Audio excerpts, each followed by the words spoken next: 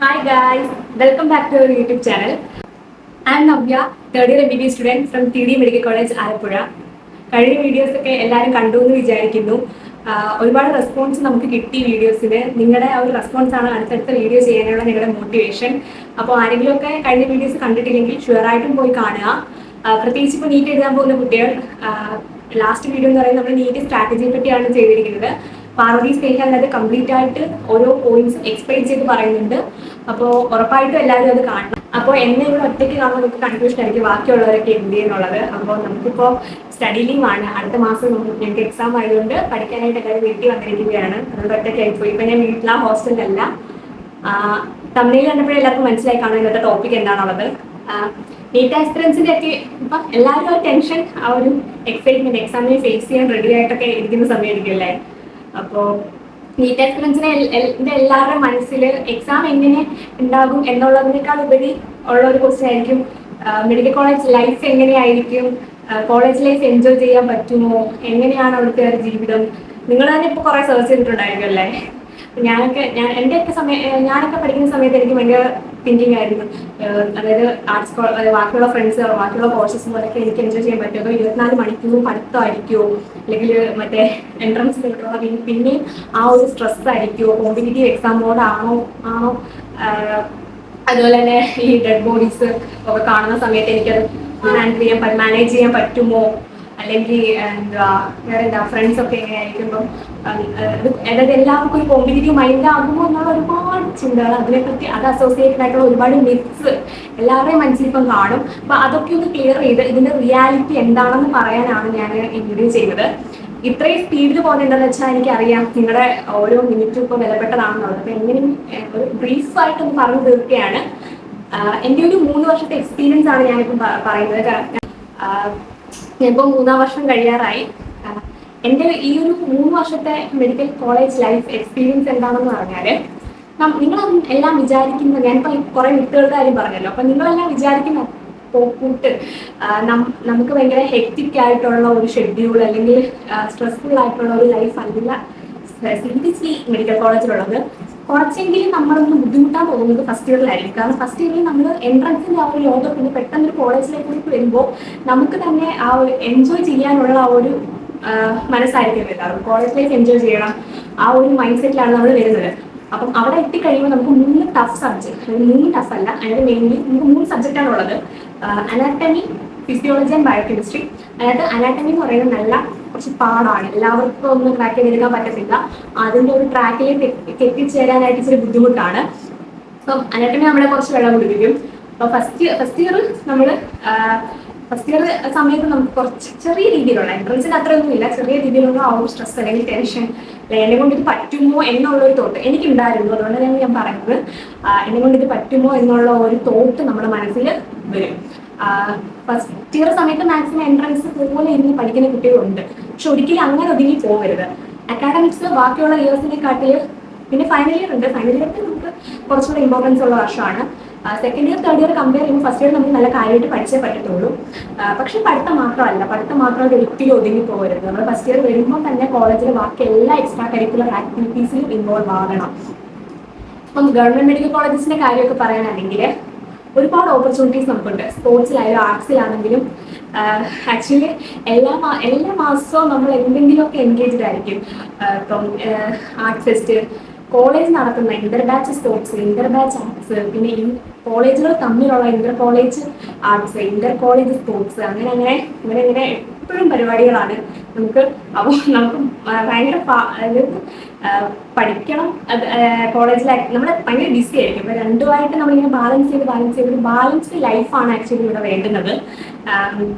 ഇപ്പം പഠിത്തം, ഇപ്പം നമ്മളെന്ന് പറഞ്ഞാൽ എൻട്രൻസ് എന്ന് പറഞ്ഞാൽ ഫുൾ സമയം, ഒരുപാട് സമയം ഇരുന്ന് പഠിച്ച് മാത്രം എക്സാം എഴുതുന്ന ആ ഒരു ടൈപ്പാണല്ലോ ഇപ്പം.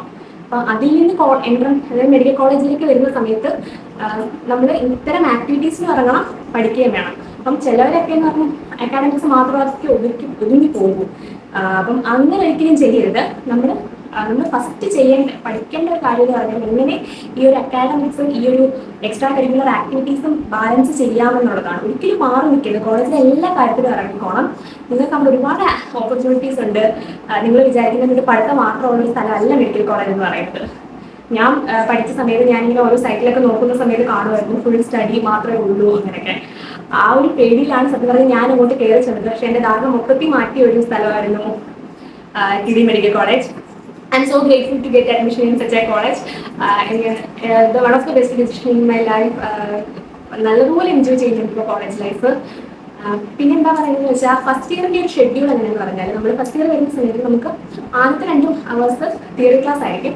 പിന്നെ 10 to 1 നമുക്ക് ഡിസെക്ഷൻ ഉണ്ട്. ഡിസെക്ഷൻ എന്ന് പറഞ്ഞാൽ നമ്മൾ അനാട്ടമിയിൽ ഈ ഡെഡ് ബോഡീസ് ഒക്കെ കട്ട് ചെയ്ത് പഠിക്കുന്ന ആ ഒരു സംഭവമാണ്. ഓരോ പാർട്ട് ബൈ പാർട്ടായിട്ട് നമ്മൾ പരിചയപ്പെടുന്ന സാധനമാണ്. പിന്നെ നമുക്ക് ഉച്ച കഴിഞ്ഞിട്ട് പ്രാക്ടിക്കൽ ക്ലാസ്സസ് ആയിരിക്കും. അപ്പം ഈ ഫസ്റ്റ് ഇയർ എന്ന് പറഞ്ഞാൽ പൊതുവെ എല്ലാ കോളേജിലും അത്യാവശ്യം ഡിപ്പാർട്ട്മെന്റ്സ് ഒക്കെ സ്ട്രിക്റ്റ് ആയിരിക്കും. പിന്നെ കാരണം കുട്ടികൾ അങ്ങോട്ട് വരുന്നതല്ലേ ഉള്ളൂ. ഇപ്പോൾ കോഴ്സിനായിട്ടും ഇണങ്ങാനായിട്ടും മൊത്തത്തിൽ കോളേജ് എല്ലാ ഡിപ്പാർട്ട്മെന്റ്സും കുറച്ച് സ്ട്രിക്റ്റ് ആയിരിക്കും. അതുമായിട്ടൊന്ന് അഡ്ജസ്റ്റഡ് ആകണം, അത്രയ്ക്കേ ഉള്ളൂ. പിന്നെ ഈ ഡിസെക്ഷൻ ഭയങ്കര രസമാണ്. ഡിസെക്ഷൻ രസം എന്ന് പറഞ്ഞാൽ എന്താ മറ്റേ പിള്ളേരെല്ലാവരും നമ്മൾ പരിചയപ്പെടുന്നത് ഡിസെക്ഷൻ്റെ സമയത്താണ്. നമ്മുടെ 170 ഇപ്പം ഞങ്ങളുടെ ക്ലാസ്സിൽ എന്ന് പറയുന്നത് 175 സ്റ്റുഡൻസ് ഉണ്ട്. 175 ആൾക്കാരെയും നമ്മൾ പല പല ഇത് ഡിസെക്ഷൻ ടേബിൾസ്. അപ്പം നമ്മൾ അപ്പർ ലിംബ് കഴിഞ്ഞാൽ ലോവർ ലിംബ്, ബ്രെയിന്, അങ്ങനെ ഓരോരോ പാർട്ടാണ്. ഓരോ പാർട്ടും നമ്മൾ പല സെറ്റ് ഓഫ് സ്റ്റുഡൻസിൻ്റെ കൂടെ ആയിരിക്കും. അവിടെ വെച്ചിട്ടാണ് നമ്മൾ എല്ലാവരെയും ആ ഒരു അവരുടെല്ലാം അറ്റാച്ച്ഡ് ആകും. എല്ലാവരും പരിചയപ്പെടുന്ന ആ സമയത്ത് അറിയാം. നമുക്ക് 175 ആൾക്കാരെയും കൂടെ ഒറ്റയടിക്ക് പരിചയപ്പെടാൻ പറ്റത്തില്ല. പിന്നെന്താന്ന് വെച്ചാൽ ഈ എക്സാമിന്റെ കാര്യം പറഞ്ഞാൽ അനാട്ടമി വെച്ചിട്ട് പാടാന്ന് പറഞ്ഞല്ലോ. ഇതൊരു കോമ്പറ്റീറ്റീവ് എക്സാം അല്ല. നിങ്ങൾ ബേസിക്കലി മനസ്സിലാക്കുന്നത് MBBS യൂണിവേഴ്സിറ്റി എന്ന് പറഞ്ഞാൽ എല്ലാവരും അവനവരുടെ കാര്യം അതായത് പാസ്സാകണം എന്നുള്ള ഒരു ആഗ്രഹമാണ് എല്ലാവർക്കും ഉള്ളത്. അപ്പോൾ നമ്മൾ ഒറ്റയ്ക്കല്ല, നമ്മളോട് സർവൈവ് ചെയ്യാൻ അല്ലെങ്കിൽ നമ്മളോട് പഠിക്കാൻ ഒരുപാട് പേരുണ്ട്. 175 പേര് അല്ലെങ്കിൽ 250 പേരുടെ കൂടെയാണ് നമ്മൾ പഠിക്കാൻ പോകുന്നത്. നമുക്ക് നല്ലൊരു ഫ്രണ്ട്സ് ഗ്രൂപ്പ് ഉണ്ട് അവിടെ. അതുപോലെ തന്നെ കോളേജിൽ നിന്ന് നമ്മളെ ഹെൽപ്പ് ചെയ്യാൻ ഒരുപാട് സീനിയേഴ്സ് ഉണ്ട്. അപ്പം അക്കാഡമിക്സിന്റെ കാര്യം ഓർക്ക് ഒരിക്കലും നിങ്ങൾ ടെൻഷൻ ആവരുത്. ഇപ്പൊ ഈ എൻട്രൻസ് ഒക്കെ എഴുതി വരുന്ന കുട്ടികൾക്ക് ഈ ഒരു MBBS യൂണിവേഴ്സിറ്റി എക്സാംസ് ഒക്കെ നല്ല രീതിയിൽ ക്രാക്ക് ചെയ്യാൻ പറ്റും. ഒട്ടും ഉഴപ്പാനും ഞാൻ പറയത്തില്ല. പഠിത്തത്തിൻ്റെതായ ഇമ്പോർട്ടൻസ് കൊടുക്കുക. അതുപോലെ തന്നെ മെഡിക്കൽ കോളേജ് പ്രൊവൈഡ് ചെയ്യുന്ന ബാക്കി എല്ലാ കാര്യങ്ങളിലും അതേപോലെ ഇൻവോൾവ് ആകുക.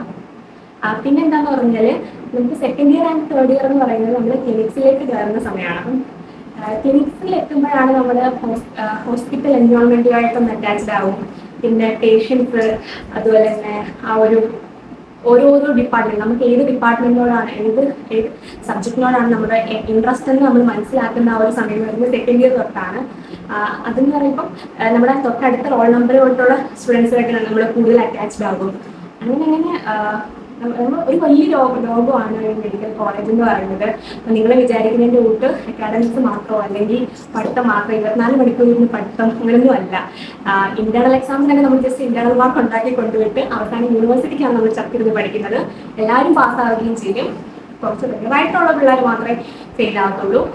അപ്പം നിങ്ങൾ ഒന്നുകൊണ്ടും പേടിക്കരുത്. അപ്പം എല്ലാവരും നല്ല അടിപൊളിയായിട്ട് നീറ്റിൻ്റെ എക്സാം ഒക്കെ എഴുതുക. നിങ്ങളുടെ ഡ്രീം കോളേജിൽ തന്നെ അഡ്മിഷൻ വാങ്ങുക. നമുക്ക് ഇവിടെ വന്നിട്ട് ഒരുപാട് കാര്യങ്ങൾ ചെയ്യാനുണ്ട്. നമുക്ക് ട്രിപ്പ് പോകണം, നമുക്ക് കുറേ പ്രോഗ്രാംസ്, ഡാൻസ്, മ്യൂസിക്, അതുപോലെ അതെ ഒരുപാട് ക്ലബ്ബുകൾ, dance club, music club, literary club അല്ലേ, അങ്ങനെ ഒരു റീഡിങ്, നമുക്ക് നല്ലൊരു ലൈബ്രറി, ക്യാൻറ്റീന്, അങ്ങനെ ഒരുപാട് കാര്യങ്ങളുണ്ട് ഇവിടെ പറയാം. അപ്പോൾ ഇതെന്ന് പറയുന്നത് എക്സ്പീരിയൻസ് ചെയ്ത് തന്നെ മനസ്സിലാക്കേണ്ട ഒരു ലൈഫാണ് മെഡിക്കൽ കോളേജ് ലൈഫ്. നമ്മളൊരു നോബിൾ പ്രൊഫഷനിലേക്കാണ് എത്തുന്നത്. So all the best for every one. Video useful ആയെന്ന് കരുതുന്നു. എന്തെങ്കിലുമൊക്കെ ഡൗട്ടുകൾ ഉണ്ടെങ്കിൽ കമൻറ്റ് സെക്ഷനിൽ ചോദിക്കുക. അപ്പോൾ എപ്പോഴും പറയുന്നത് ലൈക്ക്, ഷെയർ ആൻഡ് സബ്സ്ക്രൈബ്.